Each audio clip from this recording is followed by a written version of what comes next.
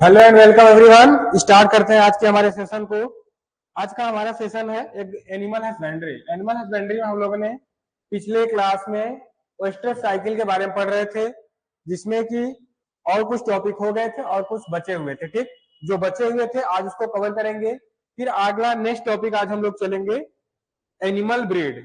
ठीक है, फिर इसको कंप्लीट करने के बाद हम लोग पढ़ेंगे एनिमल ब्रीड। ठीक, तो चलिए पहले हम लोग क्या देखते हैं, जो कुछ चीजें बची थी इसको पढ़ने से पहले हम एक बार रिवाइज करते हैं पिछला जो हमने पिछले दिनों या पिछले क्लास में जो पढ़ रखा था। ठीक, चलिए, तो सारी चीजें नहीं कराई जाएंगी। जो कुछ ऐसी चीजें थी जो समझ में नहीं आया था, बहुत सारे स्टूडेंट थे, बाद में कमेंट आया, तो उसके लिए जो चीजें थी ओयस्टर साइकिल। ठीक, तो इस चीजों को हम लोग समझेंगे और सारी चीजों को तो नहीं डिवाइड करा सकते। बाकी जो कुछ मेन टॉपिक है जहां से आपके एग्जाम में क्वेश्चन बनने के चांस ज्यादा होते हैं, उस चीजों को हम पहले रिवाइज कराएंगे। ठीक, फिर उसके बाद क्या करेंगे, नेक्स्ट टॉपिक चलेंगे। आज का हमारा टॉपिक क्या है, एनिमल हस्बेंड्री। ठीक है, आज का हमारा टॉपिक क्या है, एनिमल हस्बेंड्री। ठीक, तो चलिए पहले क्या था, ओयस्टर साइकिल। ओयस्टर साइकिल के बारे में हमने आपको समझा भी दिया था, एक बार रिवाइज कर लेते हैं। ठीक है, देखिए ओयस्टर साइकिल बताने से पहले इसमें क्या होते हैं, 4 स्टेज होते हैं और 2 फेज होते हैं। इसके क्या होते हैं, 4 स्टेज होते हैं और 2 फेज होते हैं। ठीक,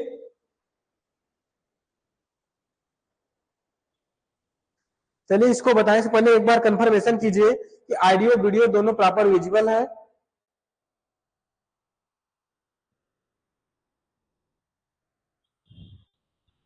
चलिए तब ठीक है, नेक्स्ट चलते हैं। देखिए इसको स्टार्ट करने से पहले हम क्या बताने वाले, इसमें 4 स्टेज और 2 फेज होते हैं। कितने होते हैं, 4 स्टेज होते हैं इसके और 2 फेज होते हैं। 4 स्टेज के बारे में तो हमने बता दिया कि 4 स्टेज कौन कौन से हैं। ठीक, और 2 फेज कौन से हैं इसके बारे में आपको जानना है या बताना है, आप बताएंगे। ठीक, ये वाले 4 स्टेज मैंने बताया, पिछले क्लास में इसको डिस्कस कर भी चुके थे हम लोग कि 4 स्टेज कौन कौन से होते हैं ओयस्टर साइकिल के। अब देखिए ओयस्टर साइकिल है क्या, ओयस्टर साइकिल क्या होता है। ठीक है, ओयस्टर साइकिल होता क्या है, जैसे जो फीमेल काऊ होते हैं, यानी काऊ तो फीमेल ही है, जो फीमेल एनिमल होते हैं उनमें क्या चलता है, एक हीट पीरियड आता है। ठीक, क्या आता है, हीट पीरियड। तो उसी के बारे में जो उसकी सारी साइकिल होती है, पूरी प्रोसेस जो चक्र होता है उसको, उसी को क्या बोलते हैं, ओयस्टर साइकिल होता है। ठीक, तो इसके बारे में पढ़ेंगे हम लोग, पढ़ाया भी दिया गया है, रिवाइज कराएंगे आपको। ठीक, चलिए, तो रिवाइज करने से पहले, चलिए रिवाइज करने से पहले हम लोग एक बार जो पिछले क्लास में पढ़े थे, आप पढ़ के आए हैं या नहीं, ऐसा और नो। अगर पढ़ के आए हैं तो वाई, नहीं पढ़ के आए तो नो। ठीक, इसका रिप्लाई दीजिए, आप पिछले क्लास से जो पढ़ाया गया है उसको आप पढ़ के आए हैं या नहीं। चलिए ठीक है, ठीक है, अगर आप पढ़ के आए तो बहुत अच्छी बात है, तो फिर हमें समझाने में, आपको रिवाइज कराने में आसानी होगी। ठीक, चलिए देखिए, जो ओयस्टर साइकिल होता है इसके 4 स्टेज कौन कौन से होते हैं। ठीक, कौन कौन से होते हैं, पहला प्रोएस्ट्रम होता है, इसको प्रोएस्ट्रस भी बोला जाता है। क्या बोला जाता है, प्रोएस्ट्रस भी इसको बोला जाता है। ठीक, इसको प्रोएस्ट्रस भी बोला जाता है। ओएस्ट्रम है, इसको ओएस्ट्रस भी बोला जाता है। मेटोस्ट्रम है, इसको मेटोस्ट्रम बोला जाता है। और डाइस्ट्रम है जो, इसको डाइएस्ट्रस भी बोला जाता है। ठीक, ये 4 स्टेज हुए किसके, ओयस्टर साइकिल के। ठीक,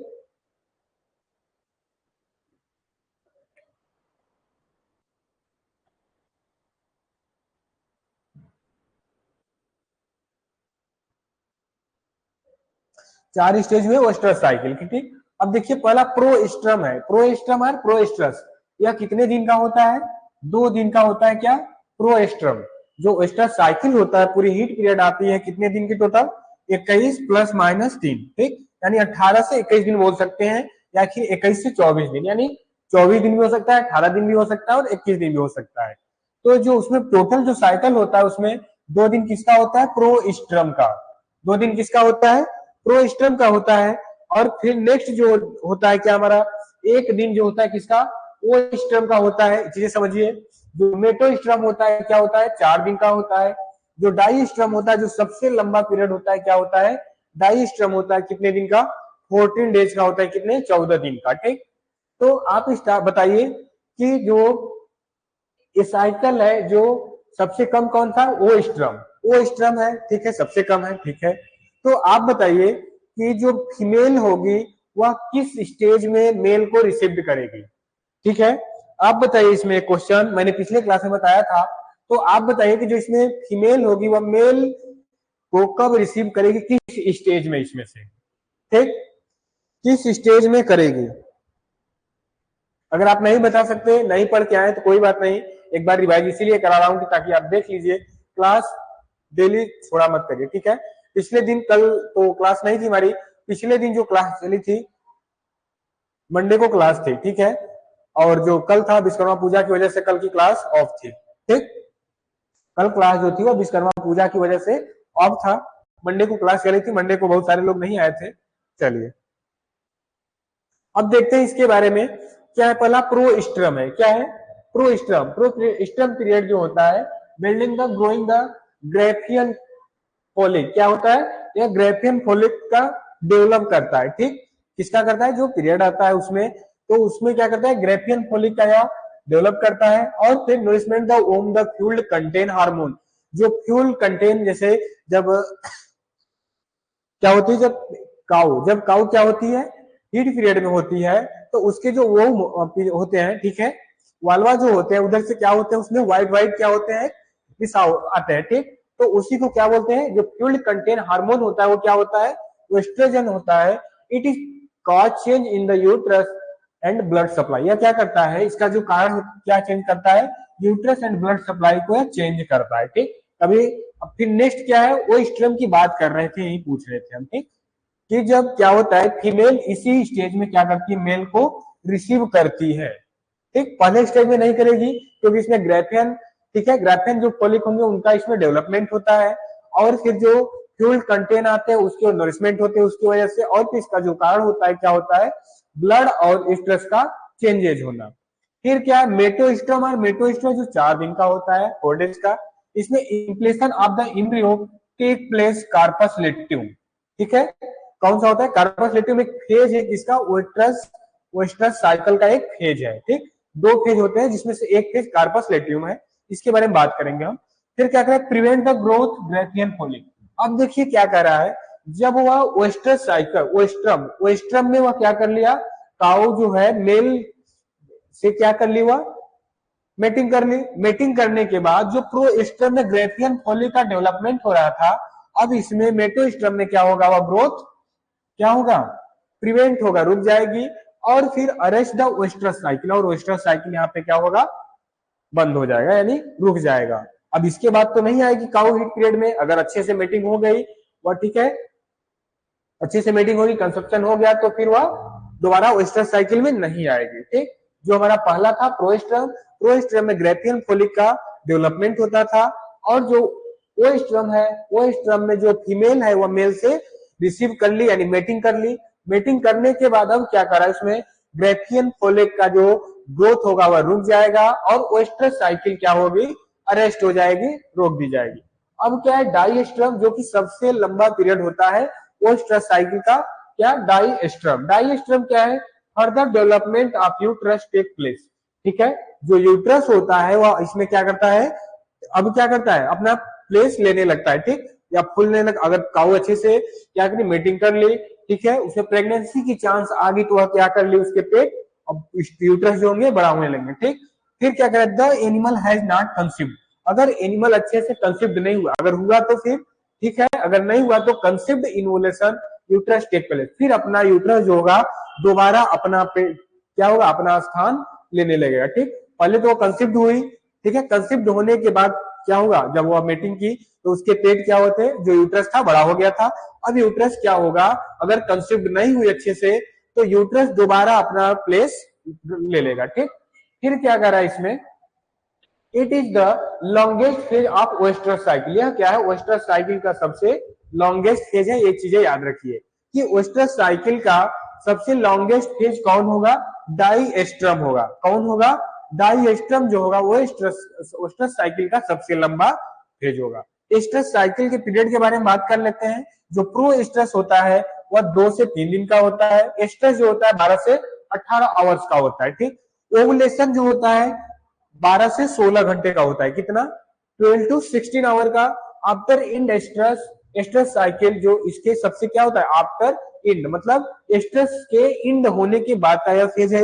जो स्ट्रेस साइकिल होता है 21 प्लस माइनस 3 डेज का होता है। ठीक, चीजें क्लियर। अब देखिए रिवाइज करा रहे हैं बट आपको एक पूरी टॉपिक समझा रहे हैं क्योंकि क्लास जो छुट्टी है, और उतने अच्छे से नहीं समझा रहे हैं क्योंकि केवल रिवाइज है। अब देखिए उनको मीटिंग कराने का, सीमन देने का सही टाइम क्या है। सही टाइम क्या है, अगर मॉर्निंग में काऊ हुई, ठीक है, जो ओएस्ट्रस हुआ कब शो कर रही है, मॉर्निंग टाइम में।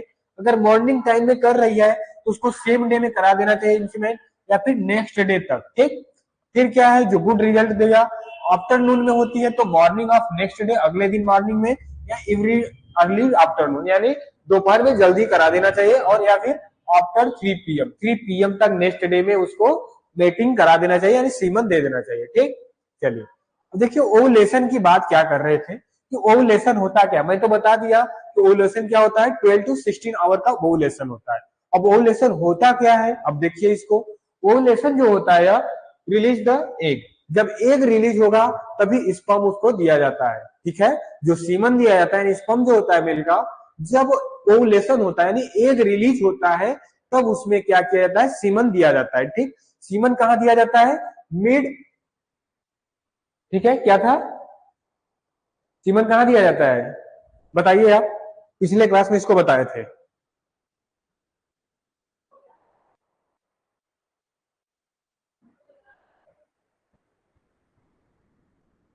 बताइए जल्दी बताइए आप।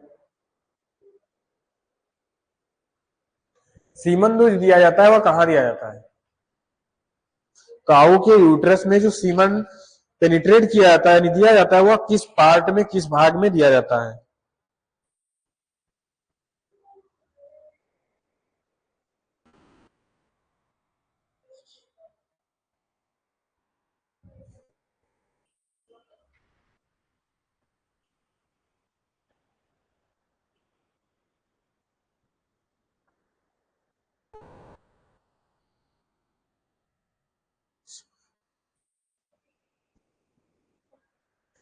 चलिए नहीं पता है, देखिए जो सीमन दिया जाता है काऊ में वह मिड सर्विस में दिया जाता है। ठीक है, इंटर सीमन लिख नोट कर लीजिए।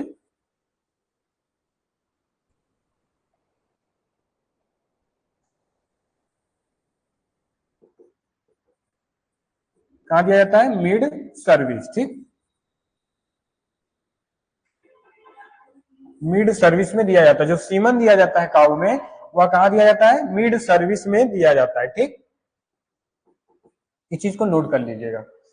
देखिए अब ओवुलेशन जो होता है इसी समय क्या किया, जब एग रिलीज होता है इसी समय क्या किया जाता है, इसमें सीमन दिया जाता है। ठीक, ये चीजें क्लियर। ओवुलेशन क्या है, the release of the egg.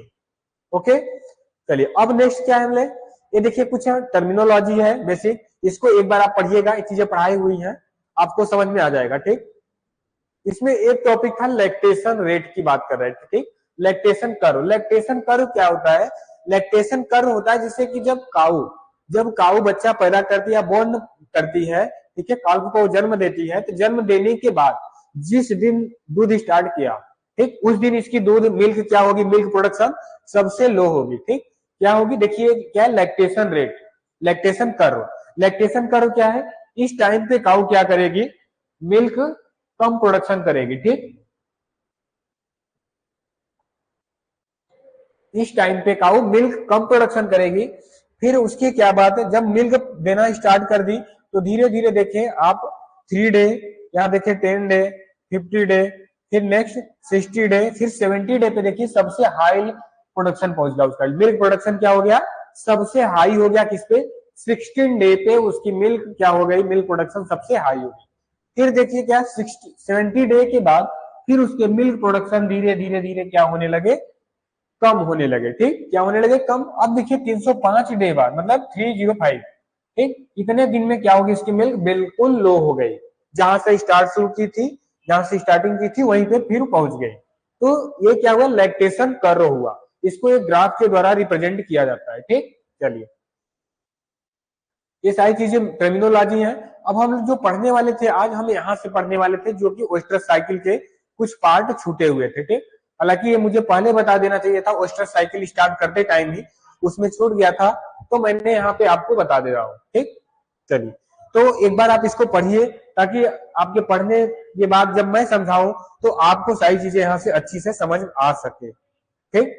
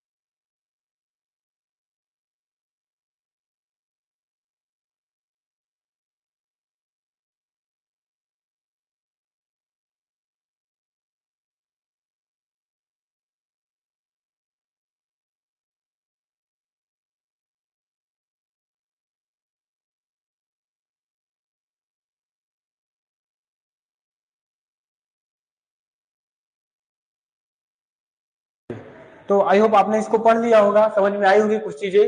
जो चीजें नहीं समझ में आई, आइए फिर उसको देखते हैं। ठीक, चलिए।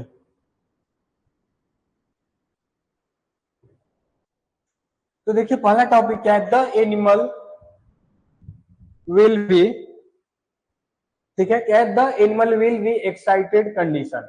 इसमें क्या होता है, क्या है, सिम्टम ऑफ हीट।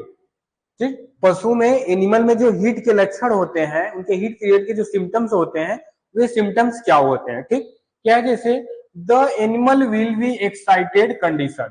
इसमें क्या होता है, एनिमल पूरी तरह से एक्साइटेड स्थिति में, कंडीशन में होता है। जो नेक्स्ट फिर क्या है, the animal will be in restlessness and nervous. क्या होता है, वह बहुत नर्वस टाइप होता है और अपने आप को आरामदायक महसूस नहीं करता इसमें, और बहुत एक्साइटेड टाइप का होता है, मतलब बहुत, अगर उसको, अगर एक स्थान से दूसरे स्थान करे तो बहुत भागो करता है, बहुत दौड़ने का प्रयास करता है। ठीक, ऐसा होता है इसमें।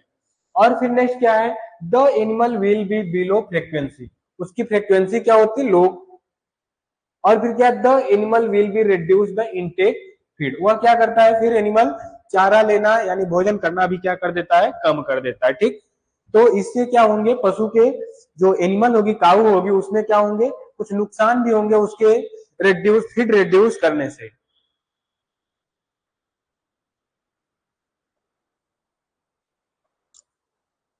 तो अंदिता आप बताइए, इसके फीड रिड्यूस करने से क्या नुकसान हो सकते हैं इसके।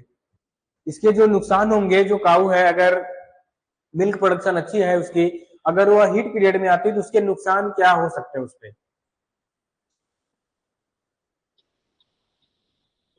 चलिए देखते हैं। जो एनिमल है, अगर वह फीड को रिड्यूस करेगा, अगर मिल्क प्रोडक्शन अच्छा है उसका, फीड को रिड्यूस कर रहा है, तो क्या आएगा, मिल्क प्रोडक्शन में फर्स्ट ऑफ ऑल क्या होगा, उसके मिल्क प्रोडक्शन में क्या होगा, इंक्रीज होगा, उस पर इसका इफेक्ट पड़ेगा। ठीक, ये चीजें क्लियर। देखिए आगे चलने से पहले आप बताइए कि आपको चीजें समझ में आ रही है या नहीं यहाँ पे। ठीक है, ये चीजें समझ में आ रही कि नहीं, मैं क्या बता रहा हूँ, एक बार आप अपना कंफर्मेशन कर दीजिए कि आपको चीजें समझ में आ रही हैं कि मैं यहाँ पे क्या बता रहा हूँ आपको।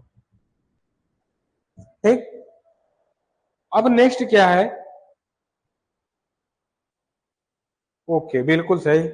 चलिए अब नेक्स्ट क्या है, the animal which in heat will like other animal and the smelling other animal. ठीक, जैसे जो एनिमल क्या होंगे, हीट होती है, जो काऊ अगर हीट है वह क्या करेगी, अदर एनिमल को क्या करती है, बार बार उसको स्मेलिंग करती है, यानी सूंघने का सूंघती है बार बार। ठीक, जैसे क्या करते हैं उनके, जैसे जो काऊ होते हैं, जो काऊ हीट है तो अदर एनिमल, अदर जो क्या होंगे, जो बुल होते हैं, ठीक, जो बुल होते हैं, जो मेटिंग करने के लिए यूज किए जाते हैं, रिप्रोडक्शन के लिए यूज किए जाते हैं, वे क्या करते हैं, इनको बार बार क्या करते हैं, स्मेलिंग करते हैं। ठीक, किसको, जो काऊ हीट पीरियड में है। नेक्स्ट क्या है, the animal will be try to mount the other animal. इसमें क्या करता है, एनिमल जो पशु होता है वह दूसरे पशु पे क्या करता है, बार बार माउंड करने की कोशिश करता है, यानी चढ़ने की कोशिश करता है। और फिर देखिए जो इसके लक्षण, और the animal stand still when other, जब एनिमल क्या करता है, स्टिल खड़ा रहता है, when other animal mount, this is period known as the heat standing, this extend 16 hours. इसमें क्या करता है, वो अपने ऊपर, जैसे जो काऊ होती है वह ऑल टाइम यानी हमेशा भी किसी भी बुल को अपने ऊपर माउंट करने का परमिट नहीं करती, बट जब हीट पीरियड में काऊ है, ठीक है, जब काऊ हीट पीरियड में है तो वह क्या करती है, वह परमिट करती है बुल को अपने ऊपर यानी माउल्ड करने के लिए, क्या करती है, उसको परमिट करती है। जो यह पीरियड होता है कितने टाइम का होता है, 14 टू 16 आवर्स का यह पीरियड होता है। कितना होता है, 14 से 16 घंटे का यह पीरियड होता है। ठीक, जो काऊ में होता है 14 से 16 घंटे, या फिर जो हमें बताया था इसके पहले वेस्ट्रम था, वेस्ट्रम कितने दिन का था, 1 डे का था। तो वही जो है यह क्या है, स्टैंडिंग, इससे क्या बोलते हैं, स्टैंडिंग पीरियड भी बोलते हैं। यह 14 से 16 आवर्स का होता है। ठीक, चीजें क्लियर,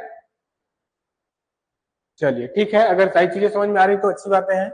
अब देखिए कुछ और टॉपिक है इसमें, क्या है, frequent urination will be observe. ठीक, और फिर क्या है, the tail will be raised position. जो काऊ होगी, जो हीट पीरियड में काऊ होती है, वह क्या करती है, अपने टेल को, अपने पूंछ को बार बार क्या करती है, रेज्ड करती है, यानी उठाती है, क्या करती है, बार बार रेज करती है। फिर क्या है, milk production will be slightly decrease. इसमें जो मिल्क प्रोडक्शन होता है वह बहुत तेजी से क्या होता है, डिक्रीज होता है। ठीक, देखिए डिक्रीज क्यों नहीं होगा, काऊ पहले हीट पीरियड में हुई, हीट को कम की, अपने आप को कंफर्टेबल महसूस नहीं कर रही, बार बार उसके उछल कूद कर रही है। ठीक है, तो ऐसी स्थिति में क्या होगी, काऊ वह क्या होगी, उसके मिल्क क्या होंगे, कम हो जाएंगे, मिल्क प्रोडक्शन क्या हो जाएगा, कम हो जाएगा। Swelling of the वाल्वा will be seen. जो उसके वाल्वा होंगे, वाल्वा जो जो पीछे होते हैं वो वाल्वा होते हैं। ठीक, जो वाल्वा दिखेंगे उसके क्या होंगे, फूले हुए दिखेंगे, कैसे, स्वेलिंग टाइप में जो वाल्वा दिखने में लगेंगे वह स्वेलिंग टाइप देखने में लगेंगे। ठीक, फिर क्या है, on palpation uterus will be turgid. जो इसके पाल्पेशन करने पर जो यूट्रस होता है वह देखेंगे कैसा होगा, टर्जिट होगा। कैसा, टर्जिट मतलब एक सख्त बहुत होगा, कठोर है, होता है कोमल। ठीक है, जो सॉफ्ट होता है एक टर्जिट, जैसे हमारी स्किन क्या है यहाँ पे, सॉफ्ट है। ठीक है, क्या है, सॉफ्ट। अगर इसमें कहीं चोट लग जाए या घाव बन जाए तो उसके चारों तरफ कैसा हो जाता है, हार्ड बन जाता है, नहीं टर्जिट टाइप का हो जाता है। तो सेम वैसे ही क्या हो जाता है, इनके जो पाल्पेशन करने पर, इनको देखने पर लगता है, इनका पीछे वाला जो क्या होता है, वाल्वा जो होता है वह कैसे हो जाते हैं, फूले दिखते हैं। और फिर क्या होते हैं, और उसमें वह टर्जिट टाइप हो जाते हैं, थोड़े हार्ड टाइप हो जाते हैं। ठीक, चीजें समझ में आई। अब बताइए आपकी हीट सिम्टम से कोई आपको प्रॉब्लम, कि कुछ चीजें न समझ में आई हो हीट पीरियड से, हीट सिस्टम से, सिम्टम से, कि उनके हीट लक्षण क्या क्या है उनके हीट होने के। देखिए ये हीट नहीं है कि उनको गर्म, मतलब ये क्या है, हीट पीरियड आता है जो एस्ट्रस साइकिल का होता है। ठीक, यह समानता फीमेल में देखने को मिलता है, जो हीट पीरियड आता है एनिमल में। ठीक, चलिए चीजें समझ में आई, ऐसा नो, अगर समझ में आई तो वाई, अगर नहीं समझ में आई तो एक बार नो, ताकि आपको मैं अगर दोबारा से बता सकूं या मैं समझ पाऊं कि आपको सारी चीजें क्लियर हैं।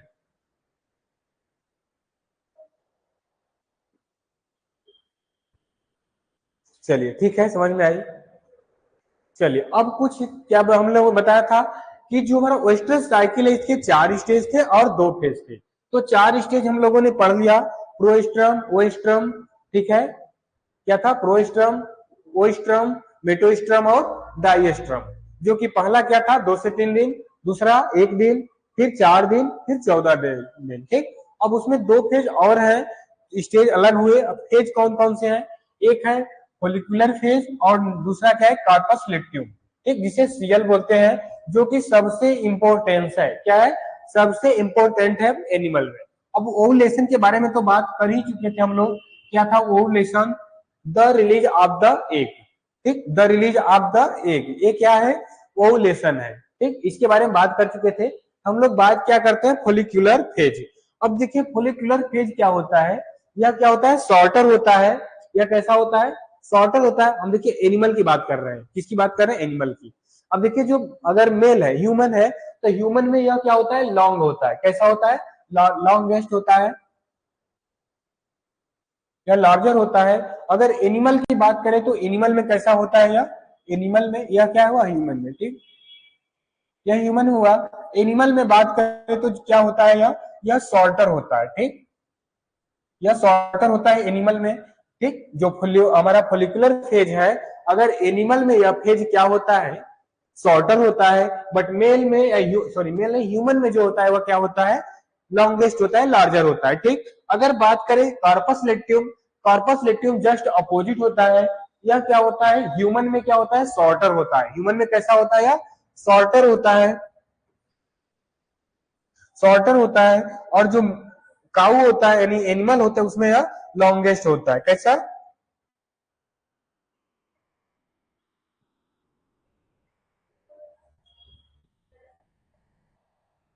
यह कैसा होता है? लॉन्गेस्ट होता है। ठीक, ह्यूमन में क्या होता है? यह शॉर्टर होता है, बट एनिमल में लॉन्गेस्ट होता है, कार्पस लेक्ट्यूम। ठीक, ये चीजें समझ में आई? पहले ये चीजें समझ में आई, इसको नोट कर लीजिए कि यह क्या होता है? फोलिकुलर फेज शॉर्टर होता है एनिमल में। ठीक, इसको नोट कर लीजिए। फोलिकुलर फेज क्या होता है? शॉर्टर। कार्पस लेक्ट्यूम क्या होता है? लॉन्गेस्ट होता है। ठीक, स्टेज है। चीजें क्लियर? अब देखिए क्या है?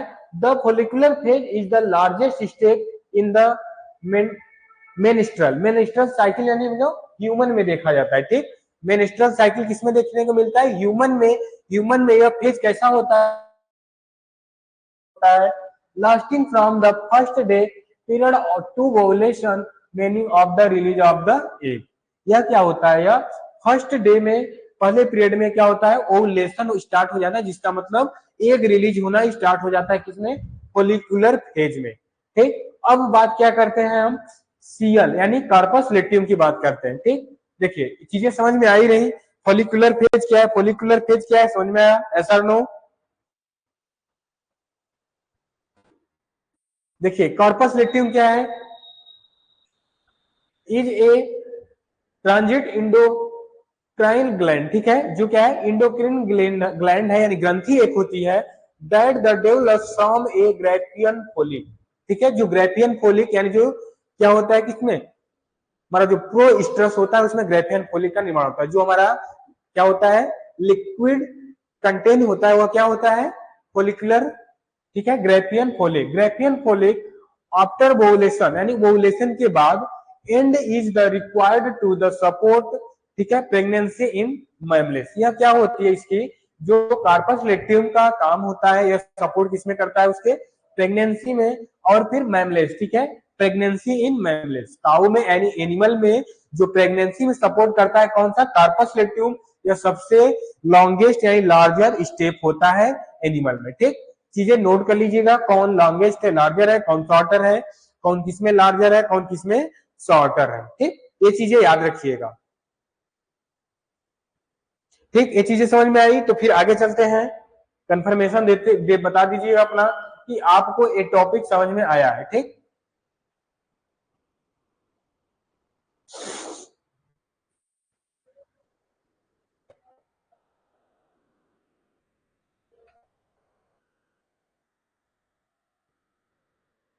चलिए ठीक है।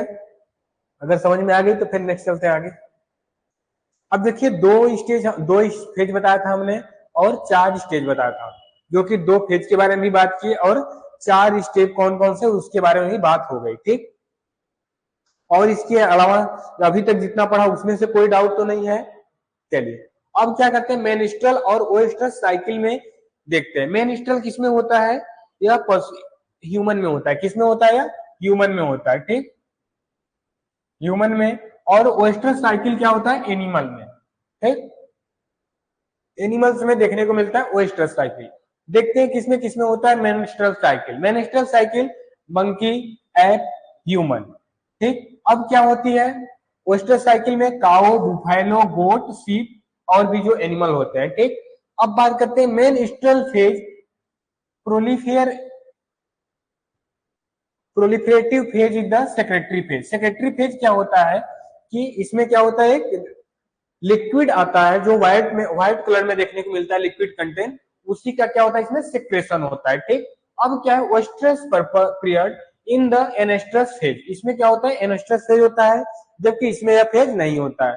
अब क्या करता है जो हमारा मेनेस्ट्रल होता है, सेक्स अर्ज इज नॉट इंक्रीज, इसमें क्या होता है जो मेटिंग या सेक्स अर्ज होती है इसमें इंक्रीज नहीं होती, जो हमारे मेनस्ट्रुअल साइकिल होता है, ठीक। ओएस्ट्रस साइकिल में देखते हैं सेक्स अर्ज, ठीक है, इज इंक्रीज, सेक्स अर्ज इसमें क्या होता है इंक्रीज होता है, जो ओएस्ट्रस साइकिल जो एनिमल वाले स्टेज होता है, ठीक। अब बात क्या है female does not permit the mating, इसमें जो हमारी होती है मेनस्ट्रुअल साइकिल में फीमेल मेटिंग के लिए यानी सेक्स के लिए परमिट नहीं करती, सेक्स अर्ज इसमें नहीं आता। अब बात क्या करते हैं ओएस्ट्रस साइकिल फीमेल परमिटेड मीटिंग, इसमें फीमेल क्या होती है मीटिंग करने के लिए परमिट देती है, किसमें ओएस्ट्रस साइकिल जो एनिमल होते हैं। अब क्या है ब्लड लॉस होकर, इसमें ब्लड क्या होता है बहुत ज्यादा क्या होता है लॉस होता है, ब्लीडिंग बहुत ज्यादा होती है। जैसे अब देखें मंकी ऐप, मंकी में क्या देखे होंगे पीछे जो रेड टाइप होते हैं वह क्या होती है फीमेल मंकी होती है। कौन सी मंकी होती है फीमेल मंकी होती है, जो पीछे बहुत रेड कलर देखने को मिलते हैं। तो उनका रीजन क्या है उनमें, क्योंकि उनमें ब्लीडिंग होती है, किस क्या होती है उसमें ब्लीडिंग होती है। बट जो एनिमल होते हैं ओएस्ट्रस साइकिल होता है, ओएस्ट्रस साइकिल में ब्लीडिंग नहीं होती, ठीक। जो ओएस्ट्रस साइकिल होता है ओएस्ट्रस साइकिल में ब्लीडिंग नहीं होती, जो कि एनिमल में देखने को मिलता है, ठीक। और जो मेनस्ट्रुअल साइकिल है मंकी है ह्यूमन में मिलता है, इसमें ब्लीडिंग होती है, जो बहुत ही ब्लड लॉस होता है, ठीक। तो चीजें क्लियर है यहाँ से कौन इसमें दोनों में क्या आपके डिफरेंस है, इन दोनों में क्या डिफरेंट है, चीजें क्लियर, चीजें समझ में आई, एस आर नो, ठीक है। देखिए चीजें बहुत ही इंपॉर्टेंट है क्योंकि ये वो पढ़ाया नहीं जाता, क्योंकि हमारे एनिमल हस्बेंड्री का पार्ट नहीं है, एक ब्रीडिंग का पार्ट है, जो कि इसको बताने के लिए ओएस्ट्रस साइकिल बताने के लिए, क्योंकि ओएस्ट्रस साइकिल से हमारे यहाँ क्वेश्चन आता है, तो इन दोनों में डिफरेंस बताने के लिए इसको समझाने के लिए मेनस्ट्रुअल बताना जरूरी था, ठीक है, इसलिए मेनस्ट्रुअल बताया गया। वैसे मेनस्ट्रुअल एनिमल हस्बेंड्री का पार्ट नहीं है, ठीक। केवल ओएस्ट्रस साइकिल एनिमल में ब्रीडिंग का एक पार्ट है, ठीक है, तो इसकी वजह से मेनस्ट्रुअल बताना पड़ा। तो ये चीजें समझ में आई, एस आर नो कंफर्मेशन कर दीजिए कि आपको समझ में आई, ठीक। चलिए अगर आपको समझ में आई तो फिर ठीक है, नेक्स्ट चलते हैं। अब देखते हैं कि ओएस्ट्रस साइकिल कैसे वर्क करता है, ठीक। क्या देखते हैं कि ओएस्ट्रस साइकिल पूरा है, जो यहाँ पे लिखा है हाउ ओएस्ट्रस साइकिल इज वर्क, ठीक। कैसे वर्क करता है ओएस्ट्रस साइकिल, ओएस्ट्रस साइकिल कैसे वर्क करता है, चलिए एक बार आप रीड करिए, फिर उसके बाद हम आपको समझाते हैं ताकि आपको समझ में भी अच्छे से आएगा, ठीक।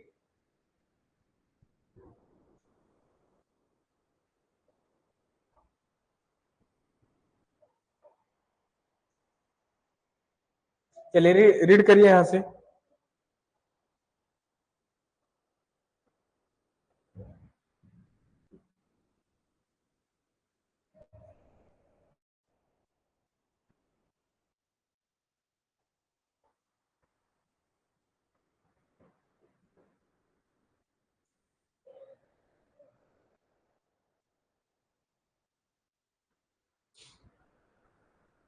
चलिए रीड कर लीजिएगा तो बताइए, फिर इसके आप समझाते हैं आपको।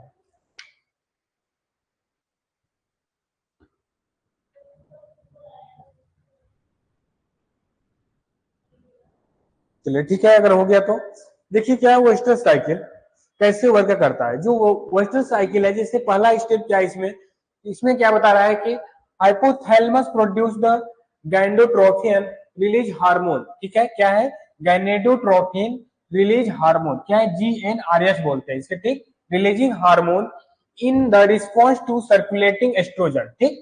यह जो गैनेडोट्रोफिन रिलीज हार्मोन है GnRH, इसके सर्कुलेट इसको रिस्पॉन्स करने के लिए क्या है एस्ट्रोजन या फिर इसको सीज करने के लिए जीएनआर प्रोड्यूसिंग रिस्पॉन्स द प्रोस्टेजन।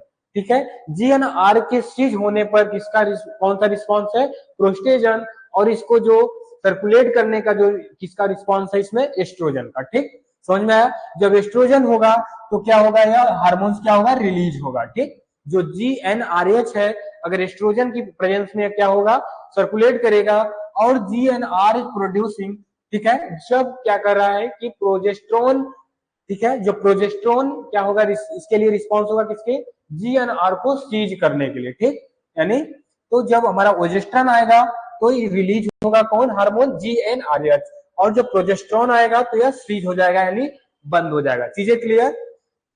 अब फिर क्या है, GNR function is stimulating the anterior pituitary, ठीक है, to produce the release FSH LH. ठीक है, जो हमारा जीएनआरएच है इसका जो फंक्शन है, यह एंटीरियर पिट्यूटरी जो ग्लैंड है इसको प्रोड्यूस करने का काम कौन करता है, कौन सा प्रोड्यूस करता है हार्मोन्स, एफएसएच और LH. FSH and LH are transport through systematic blood. यह क्या करते हैं, जो दो हार्मोन्स है कौन, एफएसएच और एलएच, यह ट्रांसपोर्ट करते हैं कौन सा, सिस्टमैटिक ब्लड को एक तरीके से ट्रांसपोर्ट करते हैं, circulate to the ovaries, ovaries को सर्कुलेट करते हैं, very the where they initiate the series of morphological changes and the lead to ovulation, pregnancy in fertilization। ये जो होते हैं हमारे, इनका क्या काम करता है, जो प्रारंभ में एक सीरीज मॉर्फोलॉजिकल चेंजेस देखने को मिलते हैं, जैसे ओवुलेशन, प्रेगनेंसी, फर्टिलाइजेशन। ठीक, तो ये क्या होते हैं, ओएस्ट्रस साइकिल में ही एक वर्क होता है इनका। ठीक, नेक्स्ट क्या है, the ओएस्ट्रस cycle of cow is generally about 21 day. ठीक है, कितने दिन का होता है काउ में, जनरली 21 दिन का होता है। और फिर कह रहा है but it can range from the 70 to 24 duration. मतलब क्या कह रहा है कि 3 दिन प्लस माइनस हो सकते हैं। क्या हो सकते हैं, 3 दिन प्लस माइनस हो सकते हैं, जो ओएस्ट्रस साइकिल होता है। ठीक, फिर क्या कह रहा है, each cycle consist of long luteal phase जो होता है 1 डे का, 1 से 17 दिन का लेट्यूल फेज होता है, जो कि लॉन्ग फेज होता है। ठीक, सबसे लॉन्ग फेज क्या होता है, लेट्यूल फेज होता है, जो कि 1 से 17 दिन का होता है। और फिर वेयर द साइकिल अंडर, ठीक है, is the influence of the oestrogen. इसमें क्या करते हैं, इस चक्र में वे प्रोस्ट्रोजन को इन्फ्लुएंस करते हैं। प्रोस्ट्रोजन, प्रोजेस्ट्रॉन क्या है, या एक हार्मोन है। ठीक है, प्रोजेस्ट्रॉन क्या है, एक हार्मोन्स है, वह इसमें क्या करता है, इन्फ्लुएंस करता है in the shorter follicular phase. ठीक, नेक्स्ट क्या बोल रहा है कि जो फोलिकुलर फेज होता है वह शॉर्ट होता है, या कितने दिन का, 18 से 21 दिन, यानी बस 3 दिन का होता है। 18 से 21 दिन, 18, 20, 19, 20, 21, यानी 3 से 4 दिन का होता है। Where the cycle is under influence the oestrogen. चीजें क्लियर। जो हमारा लेट्यूल फेज होता है इसमें वह प्रोजेस्ट्रॉन को इन्फ्लुएंस करता है। ठीक है, और जो हमारा नेक्स्ट क्या कौन सा फेज है इसमें हमारा, इसमें क्या, फोलिकुलर फेज। नेक्स्ट क्या है, फोलिकुलर फेज है। फोलिकुलर फेज में वह एस्ट्रोजन को भी, किसको, एस्ट्रोजन को वह क्या करता है, इन्फ्लुएंस करता है एस्ट्रोजन को। The time of peak oestrogen secretion can last 6 to 24 hours. ठीक, इसमें जो बोल रहा है क्या, कि जो एस्ट्रोजन का सेक्रेशन होता है, ठीक है, जो एस्ट्रोजन का सेक्रेशन होता है वह कितने हो सकता है, लास्ट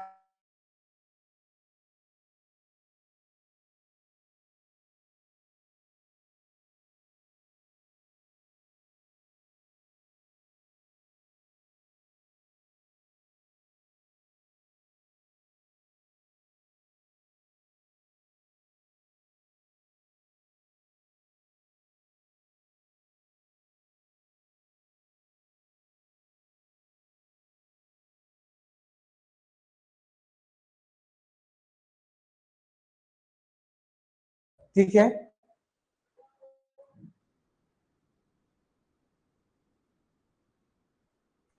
तो एक बार अनीता अपना कंफर्मेशन दीजिए कि अभी तक जितना आपने पढ़ी वो चीजें समझ में आया आपको।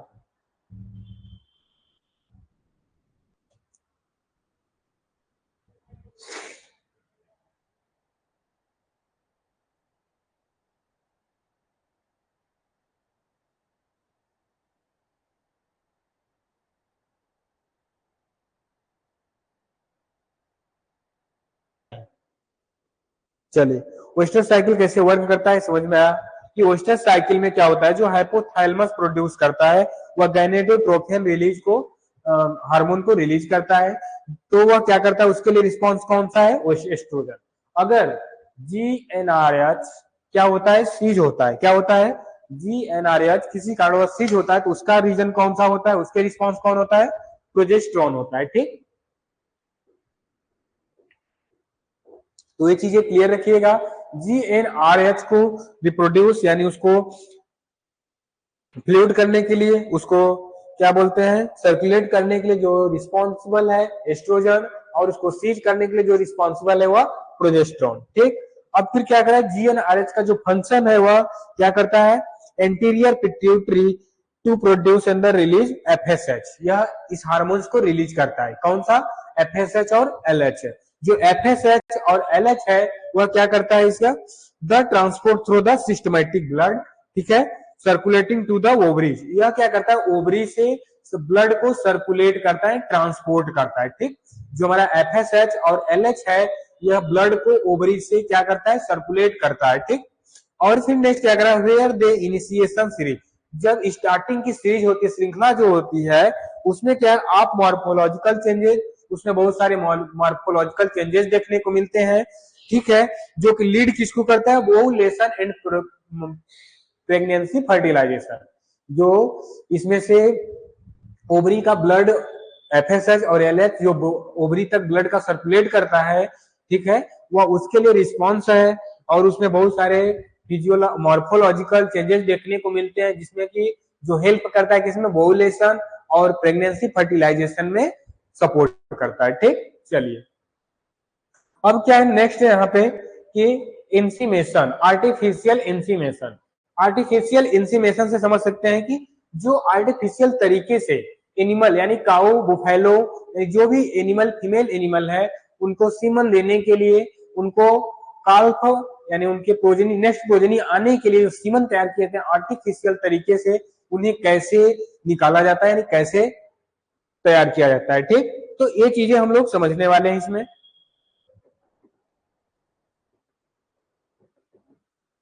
चलिए, तो क्या है यहाँ पे, आर्टिफिशियल इंसीमेशन। आर्टिफिशियल मतलब क्या समझते हैं, जो ह्यूमन द्वारा तैयार किया गया हो, क्या, जो ह्यूमन तरीके से, जो ह्यूमन द्वारा बनाया गया हो। देखिए फिगर, एक आपको इमेज दिखाया गया है, इमेज में आर्टिफिशियल तरीके से सीमन कैसे काऊ को लगाया जा रहा है। ठीक, काऊ को, एनिमल को जो आर्टिफिशियली तरीके से सीमन कैसे लगाया जा रहा है। ठीक, और फिर इसको क्या करते हैं, आर्टिफिशियल तरीके से निकालने के लिए दो तरीके हैं। एक क्या है, जो हमारे एनिमल होते हैं उनसे हाथ द्वारा निकाला जाता है, और एक क्या होता है, आर्टिफिशियल वेजाइना से भी निकाला जाता है। ठीक, आर्टिफिशियल वेजाइना जो कि साइंटिस्ट द्वारा तैयार किया गया है, उससे भी पशुओं द्वारा, जो हमारे मेल एनिमल होते हैं उनसे निकाला जाता है। ठीक, तो चलिए आगे देखते हैं। Artificial insemination is the technique in which semen with living sperm collected from the male and introduced to the female reproductive tract proper time with the help instrument. क्या करा, जो आर्टिफिशियल इंसीमेशन होता है वह एक टेक्निक है सीमन को एक कलेक्ट करने का। ठीक, सीमन को कलेक्ट करने का फ्रॉम द मेल से जो मेल होते हैं, एक अच्छे टाइप सिलेक्टिव मेल होते हैं, जो इंट्रोड्यूस मेल होते हैं, जिनका एक प्रॉपर ब्रीड होती है, अच्छी ब्रीड के होते हैं, वैसे ब्रीड से इस स्पर्म को यानी सीमन को कलेक्ट करना। ठीक है, to the female reproductive, female के रिप्रोडक्टिव ट्रैक्ट के लिए जो प्रॉपर टाइम पे उनके एक इंस्ट्रूमेंट द्वारा सहायता करता है। ठीक, क्या कर रहा है कि जो एक अच्छी ब्रीड के मेल होते हैं, ठीक है, क्या बात कर रहा है, जो अच्छी ब्रीड के मेल होते हैं उनसे सीमन को कलेक्ट करना, जो फीमेल के रिप्रोडक्टिव या रिप्रोडक्शन के लिए हेल्प करते हैं। ठीक, जो कि एक इंस्ट्रूमेंट से उनको लगाया जाता है। और फिर क्या है, semen in insert in uterus, जो सीमन होता है वह उनके यूट्रस में इंसर्ट किया जाता है।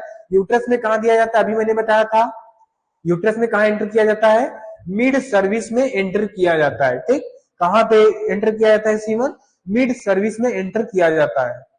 ठीक, अब क्या है, mechanical method at the proper time under the most hygienic condition. ठीक है, क्या करें, मैकेनिकल यानी कि यांत्रिक विधि द्वारा प्रॉपर टाइम पे उसको अंदर एक हाइजेनिक कंडीशन में लगाया जाता है। The first scientific research in artificial insemination of domestic animal, जो पहला आर्टिफिशियल इंसीमेशन यानी सीमन जो यूज किया गया था डोमेस्टिक यानी पालतू पशु कुत्ते पर किया गया था किसमें 1780 यानी ये 1780 में। ठीक, 1780 में पहला साइंटिफिक इंसीमेशन जो यूज किया गया था वह किस पे किया गया था, पालतू एनिमल यानी जो कुत्ता है। ठीक, तो उसके पहला यह यूज किया गया था। ठीक, चलिए ये चीजें याद रखिएगा। कब किया गया था, 1780 में भी किया गया था। देखिए जो कुछ चीजें हैं एडिशनल उसको याद रखिएगा, बाकी जो चीजें मैं बताऊंगा वो ठीक है, वो पीपीटी या पीडीएफ में आपको मिलेंगे।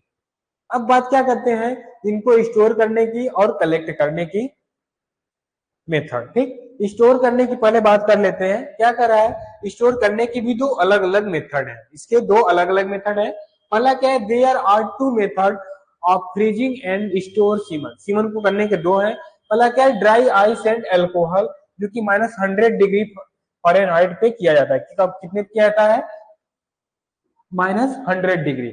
यानी कि सब यह क्या है, थोड़ा सा अच्छा मेथड नहीं है इसको कलेक्ट या स्टोर करने की। दूसरा एक मेथड और है, क्या है, and liquid nitrogen -30 -320 degree Fahrenheit और -195.55 डिग्री सेल्सियस। तो यह क्या है, जो नाइट्रोजन में इसको स्टोर करने का एक अच्छा मेथड माना जाता है, देखा गया है, जो कि कितने टेम्परेचर पर, -320 फ़ारेनहाइट पर या फिर 195.55 डिग्री सेल्सियस पे इसको क्या किया जाता है, स्टोर किया जाता है, जो सीमन होता है। ठीक, देखिए इसको निकालने के जो दो तरीके थे, एक पहला मेथड था हैंड हैंड मेथड। ठीक, हैंड मेथड क्या होता है, जैसे जो एनिमल है, एनिमल से उनको मसाज करके निकाला जाता है। और दूसरा नेक्स्ट क्या है, आर्टिफिशियल वजाइना।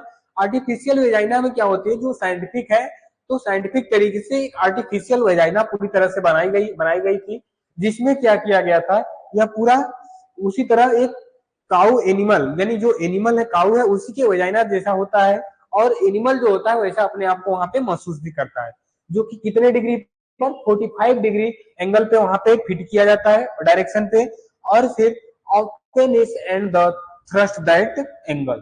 ठीक, यह कितने डिग्री पे लगाया जाता है, 45 डिग्री सेंटीग्रेड एंगल पे, और फिर इसमें वह आर्टिफिशियल एजाइना में अपने यहाँ पे वह एग्जॉस्ट करता है। ठीक, चीजें क्लियर यहाँ से, और कोई डाउट, चलिए ठीक है। अब नेक्स्ट क्या है, देखिए आज का जो था हमने वेस्टर साइकिल यानी देखे तो जो काउ रिप्रोडक्टिव के बारे में था, रिप्रोडक्शन के बारे में था, उन सब चीजों के बारे में हम लोग यहाँ देखा, वे सारी चीजें क्लियर भी की है। कोई डाउट हो तो उसमें आप पूछ सकते हैं, डिस्कस कर सकते हैं। चलिए ठीक है, अगर पिछला पूछ लीजिए, फिर उसके बाद हम क्या चलते हैं, एनिमल डाइजेस्टिव सिस्टम। उसके बाद क्या देखते हैं हम लोग, डाइजेस्टिव सिस्टम के बारे में देखेंगे।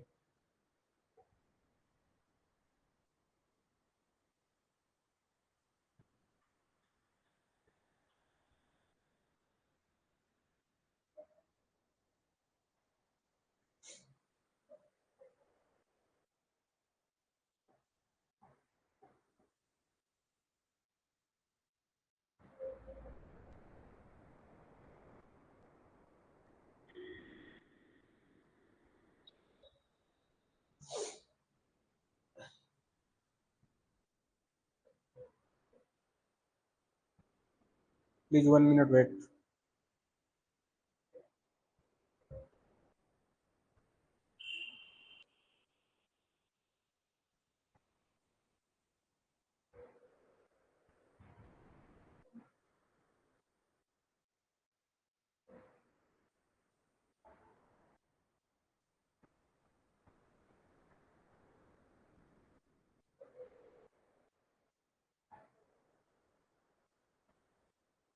चलिए ठीक है भाई, किसी का कंफर्मेशन कोई नहीं आ रहा है, क्या चीजें समझ में नहीं आई। देखिए कोई प्रॉब्लम हो, पीछे से डाउट हो तो बोलेंगे, तभी उस डाउट को क्लियर कर पाएंगे। ठीक है, नहीं तो फिर हम नेक्स्ट चल देंगे, कोई मतलब नहीं मिलेगा अगर चीजें ना समझ में आई होंगी आपको तो। चलिए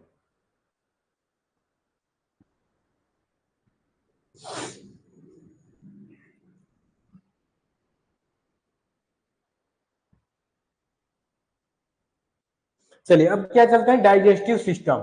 देखिए डाइजेस्टिव सिस्टम स्टार्ट करने से पहले हमने एक चीजें आपको पहले ही बताया था या नहीं बताया था तो कोई बात नहीं, एक बार आप देखते हैं फिर से हम लोग उसको। क्या थे? Digestive system. Digestive system in animal, animal में क्या होते हैं कि हमारे जो होते हैं इसमें वो क्या होते हैं, एनिमल में 4 कंपार्टमेंट पाए जाते हैं। कितने होते हैं? 4 कंपार्टमेंट। यूट्रस जो पेट होता है डाइजेस्टिव सिस्टम के, उसमें क्या होते हैं? 4 कंपार्टमेंट, 4 कंपार्टमेंट पूरे पाए जाते हैं। पहला कंपार्टमेंट क्या होता है इसमें? क्या होता है? रूमेन, रेटिकुलम, ठीक है, फिर ओमेजम और एबोमेजम, 4 होते हैं। इसमें जो रूमिनेंट एनिमल होते हैं, जो च्यूइंग करने वाले होते हैं, वह क्या होते हैं? रूमिनेंट एनिमल होते हैं। ये चीजें पहले भी बताया था। जो च्यूइंग करने वाले एनिमल होते हैं वह कैसे होते हैं? रूमिनेंट होते हैं। ठीक, रूमिनेंट से एनिमल होते हैं। अगर जो च्यूइंग करने वाले एनिमल होते हैं वे कितने, अगर सपोज दैट उनको आपने 1 से 2 घंटे तक क्या किया? ग्रेजिंग कराया। ठीक, ग्रेजिंग कराया तो वे क्या करेंगे? आपके 6 से 7 आवर्स तक, कितने? 6 से 7 आवर्स तक वे क्या करेंगे? च्यूइंग करेंगे। क्या करेंगे? 6 से 7 आवर्स तक क्या करेंगे? वे च्यूइंग करेंगे, यानी कि जुगाली करेंगे। ठीक, जुगाली करेंगे। तो ऐसे एनिमल को जो केवल क्या करते हैं? ग्रेजिंग करते हैं, यानी बोल सकते हैं कि वह क्या है? टोटल शाकाहारी है। ठीक, जो मीट मटन खाते हुए नहीं, जो शाकाहारी है टोटल, तो वे क्या होते हैं? रूमिनेंट एनिमल होते हैं। रूमिनेंट एनिमल में क्या होते हैं? 4 कंपार्टमेंट होते हैं। बट एक कॉमन क्या इसमें एक्सेप्शन क्या है? एक्सेप्शन यह है कि जो रूमिनेंट एनिमल में कैमल भी आता है, बट कैमल में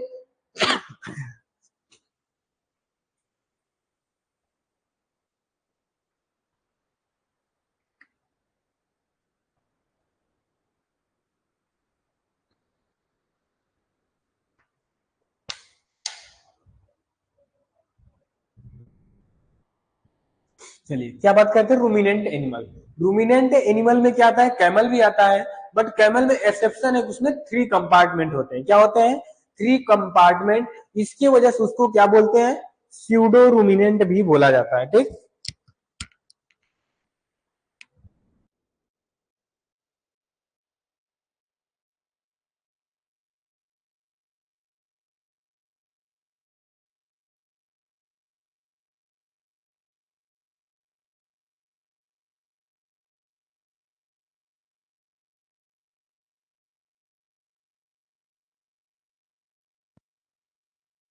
चलिए ठीक है, नेक्स्ट चलते हैं। क्या बोले? जो एनिमल में, रूमिनेंट एनिमल में कैमल भी होता है, बट वो क्या होते हैं? एक्सेप्शन में होते हैं। उसमें क्या होते हैं? 3 कंपार्टमेंट होते हैं। इसकी वजह से कैमल को स्यूडो रूमिनेंट एनिमल भी बोला जाता है। ठीक, अब देखिए रूमिनेंट एनिमल में कौन कौन से हैं? इंक्लूड कैटल यानी बुफेलो और काउ, गोट, शीप, जिराफ, याक, वाटर बुफेलो, डियर, कैमल। यही कैमल भी है, बट इसको स्यूडो रूमिनेंट में ऐड किया गया है। ठीक, नॉन रूमिनेंटिंग में क्या है? जैसे ह्यूमन, स्वाइन, इक्वाइन, ठीक है, रिप्टाइल्स, एवाइन। नहीं, एवाइन मीन्स क्या होता है? जो फ्लाई बर्ड यानी जो उड़ने वाली पक्षी होती है। ठीक, अब देखिए लार्जेस्ट कंपार्टमेंट, जिसमें 4 कंपार्टमेंट होते हैं। पहला कंपार्टमेंट रूमेन होता है, जो कि सबसे लार्जेस्ट कंपार्टमेंट होता है एनिमल डाइजेस्टिव सिस्टम का। क्या? रूमेन ठीक है, rumen compartment animal digestive system का सबसे लार्जेस्ट कंपार्टमेंट होता है। ठीक, एक बात नोट कर लीजिए, कैमल को क्या बोलते हैं? स्यूडो। ठीक है, PSEUDO। ठीक, स्यूडो रूमिनेंट, स्यूडो रूमिनेंट भी बोलते हैं कैमल को। ये चीजें नोट कर लीजिएगा। अब क्या है? नॉन रूमिनेंट भी देख लिए। जो एनिमल के डाइजेस्टिव सिस्टम का सबसे लार्ज कंपार्टमेंट होता है, रूमेन होता है। और जनरली स्मॉल कंपार्टमेंट क्या होता है? वह रेटिकुलम होता है। ठीक, और थर्ड कंपार्टमेंट क्या होता है? वो एबोमेजम होता है। और फोर्थ कंपार्टमेंट जिसको कि ट्रू बोलते हैं, एबोमेजम बोलते हैं। ठीक, 4 हुए रूमेन। पहला क्या है हमारा? पहला क्या हुआ? रूमेन। दूसरा क्या हुआ? रेटिकुलम। तीसरा क्या हुआ? ओमेजम। चौथा क्या हुआ? एबोमेजम। ठीक, जो हमारा पहला जो होता है सबसे लार्जेस्ट कंपार्टमेंट होता है, जो दूसरा होता है वो स्मॉलेस्ट कंपार्टमेंट होता है, जो थर्ड होता है वह ओमेजम होता है, जो फोर्थ कंपार्टमेंट जिसे ट्रू स्टमक भी बोलते हैं क्या होता है? एबोमेजम भी बोलते हैं। ठीक, एबोमेजम भी इसको बोला जाता है। ये चीजें क्लियर? चलिए अब नेक्स्ट क्या है, देखिए पार्ट क्या है, कैसे कैसे इनको एक फिगर द्वारा, एक टेबल द्वारा देख लीजिए ताकि आपको समझ में आ जाएगा कैसे कैसे काम करता है। पहले एनिमल क्या करता है, उसको माउथ, यानी पहले क्या करता है, माउथ से अपने ग्रेजिंग करता है, ठीक, माउथ से ग्रेजिंग करता है तो उसको रूमेन ले जाता है, रूमेन से रेटिकुलम ले जाएगा, फिर वह क्या करेगा, माउथ में लाएगा च्यूइंग करने के लिए, फिर एबोमेजम में, एबोमेजम सॉरी एबो ने ओमेजम में, ओमेजम से एबोमेजम में जाएगा जहां की पूरी तरह से वह डाइजेस्ट होगा, क्या होगा, वह पूरी तरह से डाइजेस्ट होगा, डाइजेस्ट होने के बाद स्मॉल इंटेस्टाइन में जाएगा, ठीक है, इसको क्या बोलते हैं, छोटी आंत बोलते हैं, फिर यहाँ पे वह आएगा, स्टोर होगा, फिर यहाँ से वह लार्ज इंटेस्टाइन में जाएगा, फिर इसके बाद वह डग के रूप में यानी गोबर के रूप में वह बाहर निकल जाता है, ठीक, ये हुआ एक ईमेल यानी एनिमल डाइजेस्टिव सिस्टम का एक इमेज, ठीक, ये चीजें क्लियर। पहला पार्ट क्या हुआ, रूमेन, नेक्स्ट क्या हुआ, रेटिकुलम, रेटिकुलम के बाद इसको अगर आप हटा भी देते हैं यहाँ से तो कोई बात नहीं, नेक्स्ट क्या होता है, ओमेजम, फिर जो एबोमेजम होता है जो ट्रू स्टमक बोलते हैं, जहां पे पूरी तरह से डाइजेस्ट हो जाता है, यहाँ से डाइजेस्ट होने के बाद स्मॉल इंटेस्टाइन में, यहाँ से फिर लार्जेस्ट इंटेस्टाइन, ठीक, चीजें क्लियर। ये हुए हमारे किसके, एनिमल डाइजेस्टिव सिस्टम के कंपार्टमेंट, ठीक। चलिए अब देखते हैं, एक एक करके देखेंगे इसके बारे में, पहले पहले क्या करेंगे, कुछ इसको देख लेते हैं, क्या digestive system of ruminant, ruminant animal होते हैं उनके डाइजेस्टिव सिस्टम क्या कैसे होते हैं, ठीक, क्या है डाइजेस्टिव सिस्टम में, the digestive organs of ruminant consist, क्या करता है, माउथ, माउथ से एसोफेगस, एसोफेगस क्या होता है, जो बड़ी वाली उनके माउथ से बाद जो गला होता है पूरा पार्ट क्या बोलते हैं, एसोफेगस बोलते हैं, उसके बाद रूमेन जाएगा, reticulum, omasum, abomasum, small intestine and large intestine, ये चीजें मैंने बताया था।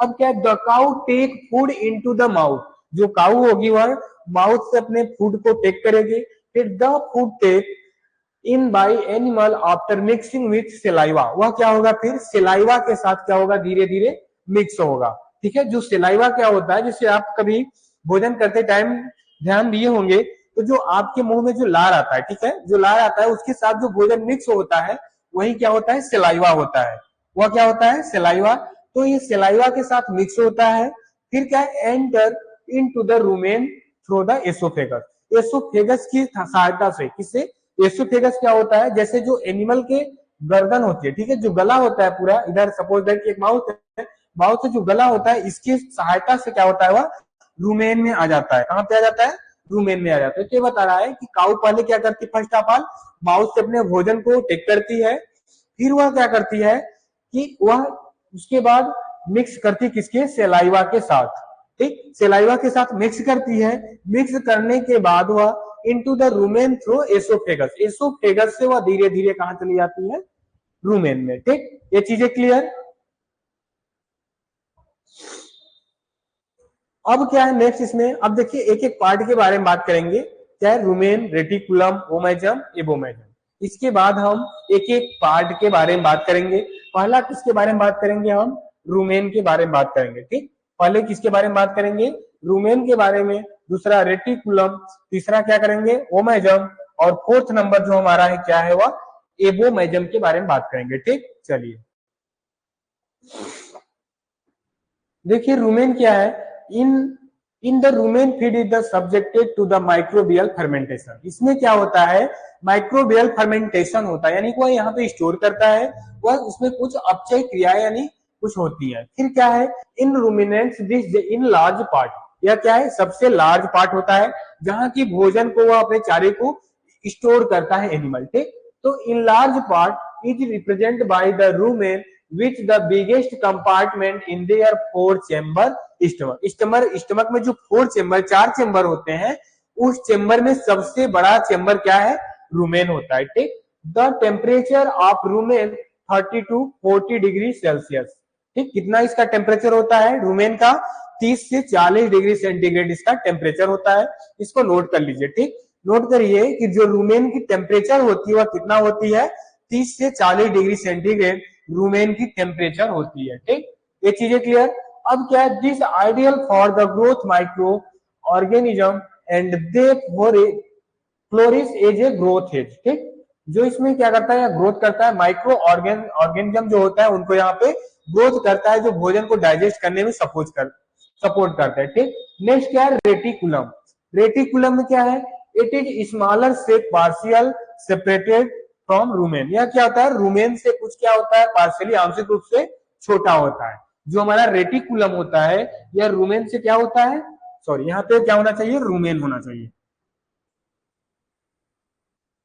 यहाँ पे रूमेन है। ठीक, यह जो रूमेन से क्या होता है हमारा रेटिकुलम, यह क्या होता है, पार्शियली छोटा होता है। क्या कह रहा है, this organ has thick wall. इसके जो ऑर्गन्स क्या होते हैं, पतले वाल होते हैं। ठीक है, कैसे, रिसेम्बल हनीकम, यानी जो इसके वाल होते हैं वह कैसे देखने में लगते हैं, हनीकम यानी मधुमक्खी के छत्ते जैसा।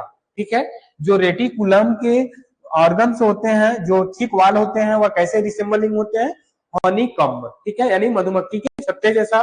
फिर क्या कह रहा है, the contents of rumen reticulum mix freely. जो रूमेन से कंटेन होते हैं, जो भी वह स्टोर किया फूड होता है, वह यहाँ पे क्या करता है, रेटिकुलम में आसानी से क्या करता है, उसको मिक्स कर लेता है। ठीक, और फिर क्या क्या है, रेटिकुलम इज कनेक्टेड टू एबोमेजम। जो रेटिकुलम होता है वह ओमेजम से क्या होता है, कनेक्ट होता है। The sorry the third compartment, यह क्या होता है, third compartment of stomach through an opening on the right side reticulum. ठीक, यह क्या करता है, रेटिकुलम जो ओमेजम होता है, यह क्या करता है, इससे कनेक्ट होता है रेटिकुलम से। जो ओमेजम ओपन होता है, ठीक, यह रेटिकुलम के राइट साइड में ओपन होता है। ठीक, कहां पे ओपन होता है, रेटिकुलम के राइट साइड में ओमेजम क्या होता है, ओपन होता है। और जो यह क्या होता है, स्टमक का एक थर्ड पार्ट है, कौन, ओमेजम। ओमेजम क्या है, स्टमक का थर्ड पार्ट है। ठीक, अब नेक्स्ट क्या है, ओमेजम के बारे में देखते हैं। अभी तक ओमेजम को क्या बताया गया कि ओमेजम क्या होता है, रेटिकुलम से कनेक्ट होता है, और यह स्टमक का क्या होता है, थर्ड कंपार्टमेंट होता है। ठीक, और यह ओपन किधर होता है, रेटिकुलम के राइट साइड। और फिर क्या कर रहा है, omasum organ has mainly layers. इसमें क्या होता है, बहुत सारे लेयर्स होते हैं। Muscular lips giving the resemble like book. यह कैसे देखने में लगते हैं, एक बुक जैसा, मतलब किताब के जैसा ओपन होते हैं, देखने में इसके लगते हैं। Omasum is the smallest chamber of the ruminant stomach. जो रूमिनेंट स्टमक है, यानी जो रूमिनेंट एनिमल है, उनके स्टमक का यह कैसा है, स्मॉलेस्ट चेम्बर, यानी एक छोटा सा चेम्बर है। ठीक, अब देखते हैं, क्या बात करते हैं, जो लास्ट होता है इसका कंपार्टमेंट कौन सा होता है, एबोमेजम। क्या होता है, एबोमेजम।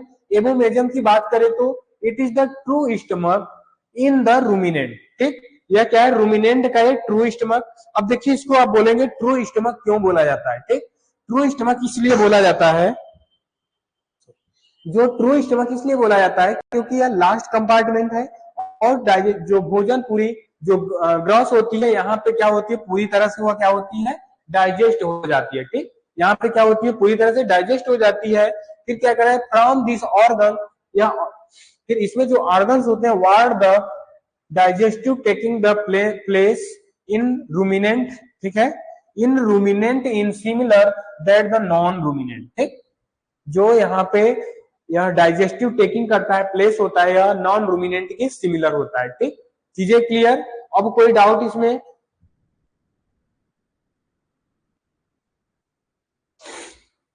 चलिए बताइए कि डाइजेस्टिव सिस्टम से अब कोई डाउट इसमें, ताकि इससे आगे हम बढ़ सके, आपको और कोई प्रॉब्लम हो तो उसको हम समझा सके। ठीक,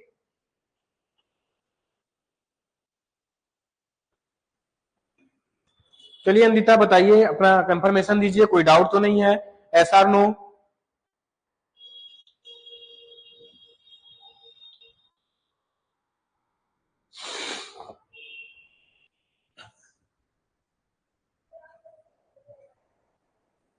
चलिए, उसमें कोई डाउट नहीं है, तो चलिए अब हम क्या देखते हैं, का एनिमल में उसके टेम्परेचर, पल्सेस रेट और रिस्पायरेशन रेट। ठीक, टेम्परेचर क्या होती है, रिस्पायरेशन रेट।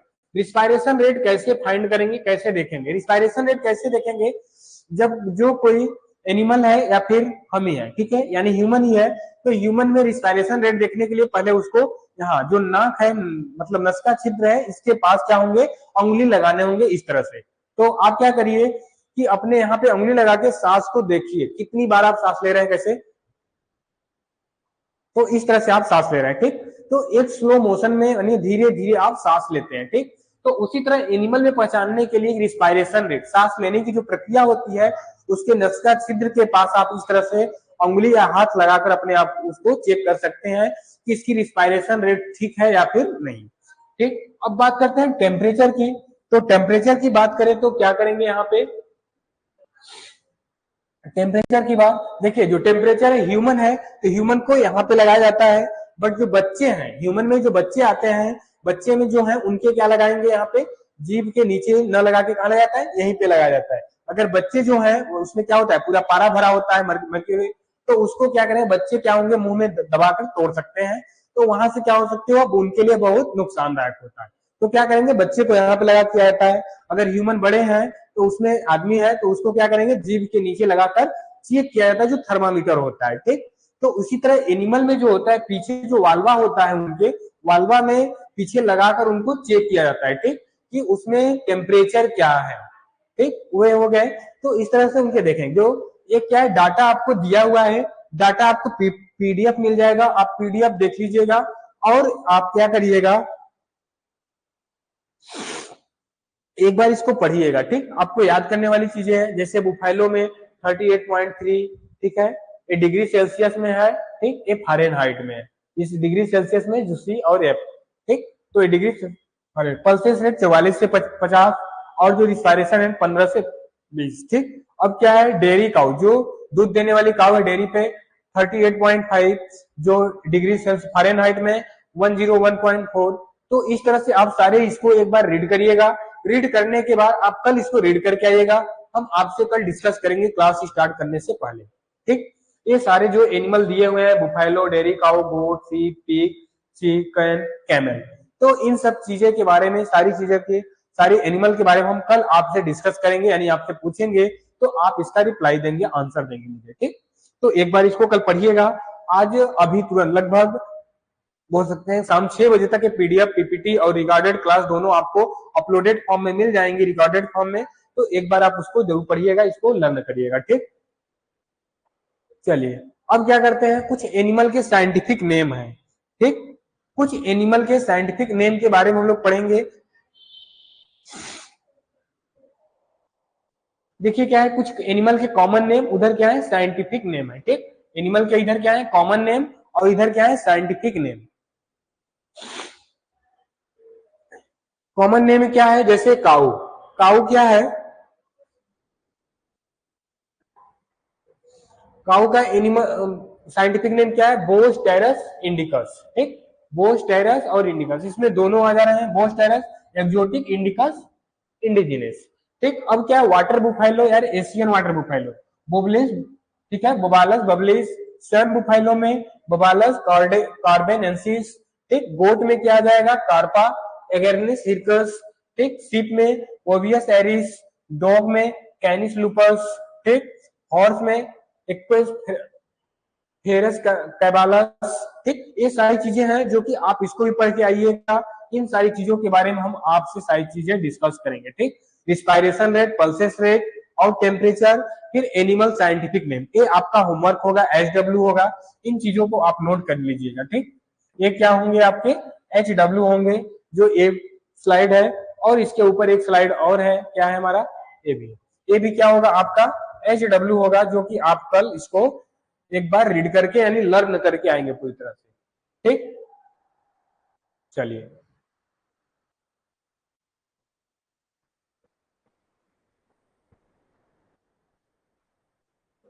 अब देखिए, आज हम लोग देखेंगे कैटल ब्रीड, यानी बोले तो एनिमल ब्रीड के बारे में पढ़ेंगे, ठीक। टोटल देखें तो क्या पढ़ने वाले हैं हम लोग, अब एनिमल ब्रीड।